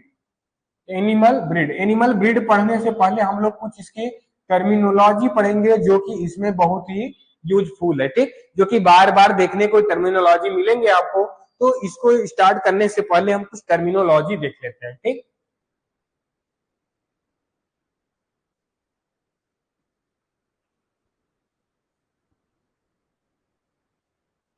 अब देखिए क्या है, जो एनिमल स्टार्ट करने पहले देखते हैं, पहले काऊ के बारे में देखते हैं, ठीक। The genus Bos is classified to Bos, दो पार्ट में किए हैं, कितने में किए गए हैं, जो बोस है वह क्लासिफाइड किए गए हैं किसमें, बोस टेरस, बोस इंडिकस, जो कि ट्रॉपिकल हैम मतलब जो कुबड़ वाले कैटल होते हैं, ठीक। और नेक्स्ट क्या है हमारा बोस टेरस, जो कि टेम्परेट होते हैं, ठंडे रीजन के, और हम प्लेस कैटल होते हैं यानी बिना कुबड़ वाले। फिर क्या है मिल्च ब्रीड आती है।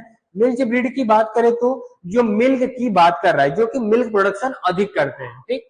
तो क्या कर रहा है the cow of this breed are high milk yield, जो काउ होती है इसमें हाई मिल्क प्रोडक्शन वाली ब्रीड होती है। कैसी होती है, cow of this breeds are high milk yield and then male animal are slow poor are working. इसके जो काउ होती है यानी फीमेल जो होती है वह क्या करती है, हाई मिल्क प्रोडक्शन करती है, बट जो मेल होते हैं वह कैसे होते हैं, slow and poor workers animal होते हैं, ठीक। यानी काम करने में स्लो होते हैं और कमजोर होते हैं, ठीक। The milk production of milk breed in known the average more than 60-100 KG पर लैक्टेशन, ठीक है, ठीक। यह कितने देते हैं, जो एवरेज मिल्क प्रोडक्शन करते हैं कितना 16 से 25 केजी पर लैक्टेशन ले देते हैं, ठीक, पर लैक्टेशन में, ठीक। इसमें क्या होता है, जो एनिमल होती है काऊ होती है मिल्क ब्रीड में, वह क्या करते हैं अधिक मिल्क प्रोडक्शन करती है। जो एनिमल होते हैं वह कैसे होते हैं, लेजी होते हैं, मतलब सुस्त होते हैं ऐसे बहुत, और काम करने में कमजोर होते हैं, अच्छे से काम नहीं करते, ठीक है, थकते बहुत जल्दी है। तो इस टाइप के होते हैं इसमें ऐसे ब्रीड के जो मेल एनिमल होते हैं, ठीक। अब नेक्स्ट क्या होता है हमारा dual purpose breed. Dual purpose breed में क्या है, the cow in this breed average milk yield, इसमें क्या होता है मिल्क जो होता है इसका मिल्क उत्पादन एक एवरेज मिल्क उत्पादन करती है 500 से 1500 केजी पर लैक्टेशन, इसमें मिल्क होता है। And male animal are very useful, इसके जो मेल एनिमल होते हैं वह बहुत ही उपयोगी होते हैं, ठीक है, काम के लिए, ठीक। और फिर क्या करा है, जैसे बोल सकते हैं एवरेज मिल्क मतलब एक बहुत कम भी दूध नहीं देती, बहुत ज्यादा भी मिल्क प्रोडक्शन नहीं करती, बहुत कम भी नहीं करती, ठीक। एक लैक्टेशन में आपको कितना 5 से 1500 लीटर तक दूध प्रोडक्शन कर देंगे मेल। और जो इसके मेल होंगे वह यूजफुल होंगे काम करने के लिए, जैसे कार्ट खींचने के लिए, गाड़ी खींचने के लिए, फील्ड की टिलेजिंग करने के लिए, टिलरिंग करने बोल सकते हैं जुताई करने के लिए, तो इन सब के लिए बहुत यूजफुल होती है, ठीक। नेक्स्ट है ड्रॉट ब्रीड। ड्रॉट ब्रीड में क्या होता है, the animal are good worker, जो एनिमल होते हैं अच्छे काम करने वाले होते हैं। And cow are poor milk yielder, poor milk वाले होते हैं, जो 500 केजी पर लैक्टेशन, एक लैक्टेशन में 500 केजी दूध प्रोडक्शन करती है, ठीक। जैसे एनिमल जो होते हैं काउ, जो इसके डुअल पर्पज में जो मेल होते हैं ड्रॉट ब्रीड में, वह क्या करते हैं काम करने में हष्ट पुष्ट होते हैं, काम भी अच्छे से करते हैं, मेहनत से करते हैं, थकते नहीं है। जो जो काऊ होती है फीमेल होती है वह दूध कम देती है, कितना भी खाएंगे दूध कम देंगी, जैसे कि शांत पड़ी हो, दूध देने का मन नहीं है तो थोड़ा बहुत दे दिया, काम खा ली, तो ऐसे इस टाइप की होती है। तो क्या होती है, जो हमारे ड्रॉट ब्रीड होती है, ठीक। ड्रॉट ब्रीड्स कैसी होती है, उनके जो एनिमल होते हैं मेल होते हैं वह काम करने में अच्छे होते हैं, जो फीमेल होती है वह मिल्क प्रोडक्शन कम करती है, ठीक। नेक्स्ट क्या है, ए पेयर बुलॉक ए हक 1000 केजी नेट, जो वेट कितना खींच सकता है 1000 केजी तक वेट कर सकता है। आयरन टाइप का, जो आयरन लोहे की गाड़ी होती है उनको खींचना, रोड पे उनकी स्पीड 5 से 7 केजी पर आवर्स होती है, ठीक है। Cover distance 3 to 4 KG kilometre per day, मतलब 30 से 40 किलोमीटर पर डे ये कवर कर सकते हैं। इनकी स्पीड 5 से 7 किलोमीटर पर आवर होती है, 1000 किलोग्राम तक वेट को ये ले जा सकते हैं आसानी से, ठीक। चीजें समझ में आई, milch breed, dual purpose, draught breed. Ankita yes or no, अगर समझ में आ गया तो एस टाइप करिए, नहीं समझ में आया तो नो टाइप करिए, ठीक। चलिए अब क्या एवरेज लाइफ है। एवरेज लाइफ की बात करें तो क्या है इसमें, देखिए आज का ये हमारा लास्ट स्लाइड है, तो हम लोग देखते हैं क्या एवरेज लाइफ। एवरेज लाइफ क्या है एनिमल की, क्या the cow and buffalo is 18 year highest lactation length, ठीक। जो लैक्टेशन लेंथ होती है बुफेलो और काउ की, वह 18 मंथ तक, 18 ईयर तक क्या होती है उनकी एज होती है। एज की बात करें तो कितना होती है 18 साल तक, ठीक। अब हाईएस्ट लैक्टेशन लेंथ की बात करें तो किसकी होती है, एक्सोटिक में होल्स्टीन फ्रीजियन, ठीक है। होल्स्टीन फ्रीजियन जो होती है एचएफ, उनकी हाईएस्ट लैक्टेशन लेंथ होती है। काउ की जो एवरेज एज होती है, लाइफ होती है, वह कितनी होती है 18 ईयर्स तक, ठीक। अब साहिवाल एंड गिर क्या है, इंडिजिनस वेरायटी है। क्या है इंडिजिनस वेरायटी, स्वीटेस्ट मिल्क की वेरायटी कौन सी है, साहिवाल। ये चीजें माइनर चीजें हैं जो याद रखिएगा बिल्कुल। जैसे स्वीटेस्ट मिल्क कौन सी होती है, कौन सी काउ की, साहिवाल की, जो कि हमारे इंडिजिनस वेरायटी है। बेस्ट ड्रॉट कैपेसिटी, जो बेस्ट ड्रॉट कैपेसिटी है हॉलिकर, ठीक है, कौन सा है, हॉलिकर। ड्रॉट यानी गाड़ी खींचने के लिए कौन यूज कर सकते हैं आप, हॉलिकर का यूज कर सकते हैं, ठीक। अब क्या है, हाईएस्ट मिल्क प्रोडक्शन किसका होता है, एचएफ, होल्स्टीन फ्रीजियन का, किसका होता है, होल्स्टीन फ्रीजियन का। अब बात क्या है, हाईएस्ट डिजीज रेजिस्टेंस गिर वेराइटी है, ब्रीड है। बेस्ट डुअल पर्पज ब्रीड क्या है, हरियाणा। अब देखिए 2017 में आया भी क्वेश्चन है एएफओ में, ठीक, क्या है, आया क्वेश्चन, आया हुआ क्वेश्चन है। अब बात क्या करते हैं, smallest of the dairy type cattle, जो छोटी भी है और डेयरी टाइप कैटल भी है, कौन सा है, एक्जोटिक, जो कि जर्सी वैरायटी है, ठीक। कैसी है, एक्जोटिक वैरायटी ब्रीड है और जर्सी, इसका नाम क्या है, जर्सी, और यह फॉरेन है यानी बाहर से आई हुई है, टेम्परेट रीजन की है। अब लार्जेस्ट डेयरी ब्रीड कौन सी है, एचएफ, होल्स्टीन फ्रीजियन। अब देखिए यह क्वेश्चन 2015 में आपसे पूछा गया था एएफओ में, ठीक। तो इस तरह से आपको कुछ क्वेश्चन भी मिलेंगे एग्जाम से, ठीक। आज का क्लास कैसा रहा, सारी चीजें समझ में आई या नहीं, एस आर नो, क्लास कैसा रहा, एक अपना रेटिंग दीजिए कि क्लास कितना समझ में आया, आज का पढ़ाया हुआ कितना परसेंटेज समझ में आया, परसेंटेज में बताइए अंकिता कि आज का क्लास आपको कितने परसेंटेज समझ में आया, ठीक। आज के लिए थैंक यू, अपनी क्लास में लास्ट तक बना रहा, बहुत अच्छा लगा। तो आप बताइए कि आज का क्लास आपको कितने परसेंटेज तक समझ में आया, मैं बताऊं, ठीक है, 90%, 80%, 70%, 75%, ठीक है, 50%, 25%, 30%, 30%, ठीक है, 25%, या फिर कुछ भी नहीं। तो क्या समझ में आया आज के क्लास में, आपको कितने परसेंट तक समझ में आया, चलिए आप अपना रिस्पांस दीजिए कि आपको इस परसेंटेज में से कितने परसेंटेज तक आपको क्लास समझ में आया, ठीक।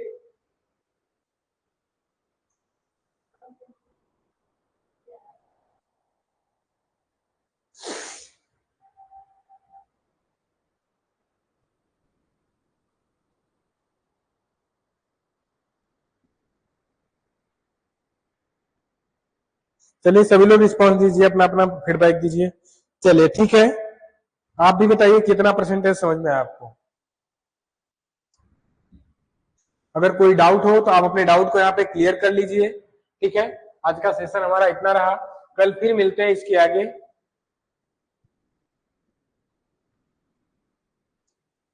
क्या आपको समझ में नहीं आया, आपका रिस्पांस, आपका परसेंटेज, कितना परसेंटेज आपको समझ में आया अभी तक।